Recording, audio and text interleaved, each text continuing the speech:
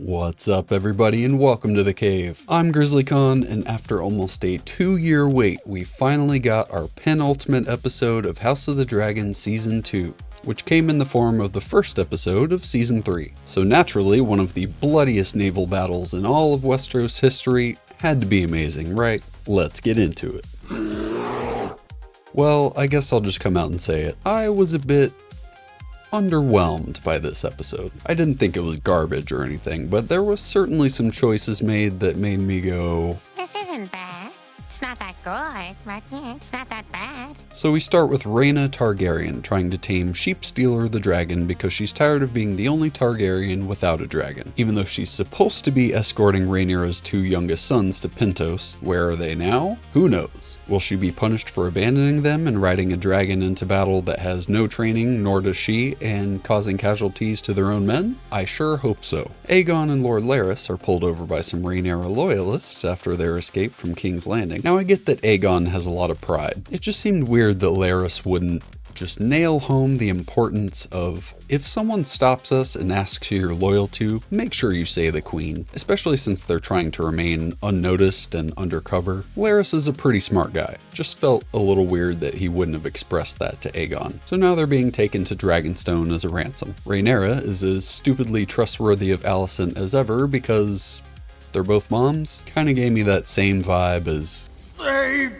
Martha! Why did you say that name? Rhaenyra was for sure one of the weakest parts of the episode. Like, everything she does, especially that later scene that, don't worry, we'll get to, just makes me think, yeah, maybe you should just let Daemon handle the ruling and take the throne. You just seem a little stupid at this. Aemon tells his mom that Aegon has fled. I just want to nail home that fact that Alicent is his mom because of, later on. Our boy Daemon gets joined by some Starks to hunt down some Lannister lions. Sir Criston Cole is nihilistic as ever. Ulf tells Hugh and Adam how he was touched by a priest as a kid. Okay. Corlys tries to share a drink with his bastard Alan and apologize for being a shit father, when all of a sudden, Admiral Shirako Lohar, the commander of the Transarchy fleet, the Triarchy fleet, arrives to confront Corlys and begins the most bloody naval battle in Westeros history. Now right away, I felt this way when they introduced her in the last season as well. I know who this is, and it takes me right out of the scene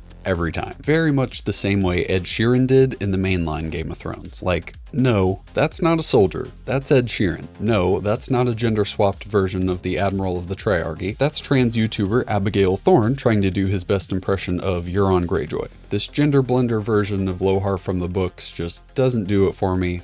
It never has. This episode definitely didn't change my mind. But never mind that. We get a scene between Aemond and his mother, Alicent, where she begs him to fly to the Riverlands, draw out Daemon and kill him, and then lie low in Harrenhal. And somewhere in that discussion, Aemond stumbled upon the thought of, is she fucking hitting on me? Bro, I don't know why they felt the need to put this in here. We know Aemond is a bit of a freak, but damn. Fucking Targaryens. I miss Sir Raymond. They're incestuous aliens, Duncan. Blood magickers and tyrants who've burned our lands, enslaved our people, dragged us into their wars without a mote of respect for our history or our customs. Every pale-haired brat they saddled on us has been madder than the last. Gods know how. The only honourable thing a Targaryen can do for this realm is finish on his wife's tits. We get a quick shot of a green man, a race of possibly supernatural beings who guard the Isle of Faces. So that was pretty cool. Hopefully we get an interaction with one of them later on in the season, and we not only get a better look at them, but we get to see if they're portraying them as more of just men or if they're actual supernatural beings. Rhaenyra learns of the Triarchy attack on Corlys' fleet and decides she's gonna fly off into battle and save the day. But not before Jace decides that she would be in too much danger, so know what would be a good alternative is him and Baela with their less experience and smaller dragons. So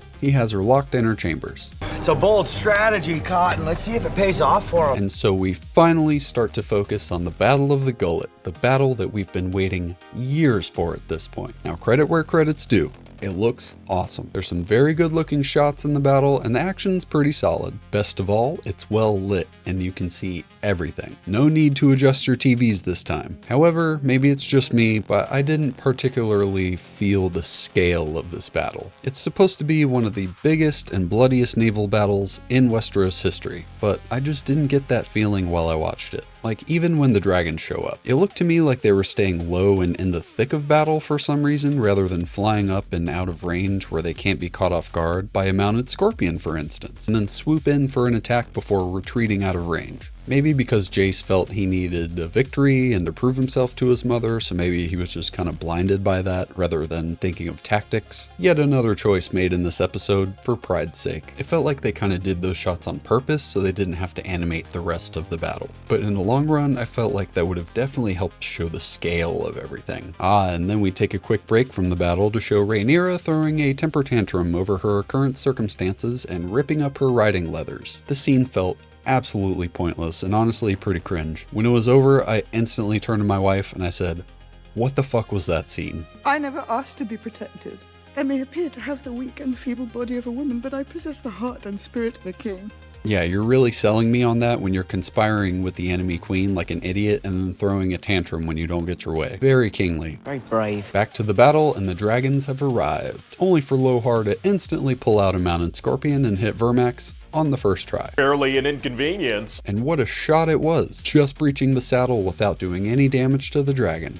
Thank God. Both Corlys and the Bitch Fist make it through some very shallow and rocky narrows, but not before Lohar throws Tywin Lannister overboard to lighten the load and make it over the rocks, and Corlys sees his castle ablaze. We're jumping ahead just a bit here, but I'm pretty sure both Tywin and Corlys survived this battle despite being thrown in the water with their full sets of armor on, because we never get like the confirmation shot of their dead body. Surely they're both too big a player to have such a nonchalant death scene. Stupid ass Rhaena somehow instantly shows up on Sheepstealer to help with the battle, despite being in the Vale of Arryn not but scenes ago. That is quite the distance to travel even by dragon. And instantly, Sheepstealer starts attacking the wrong ships and the ally dragons. Thanks for your help. These shots where Sheepstealer was attacking the other dragon riders was the only time I felt like, wow, this battle actually is pretty big, since they fly up so high and you can see the scale of like everything. I just wish there was a little bit more of this sprinkled throughout the battle so you can really sell that this is the biggest naval battle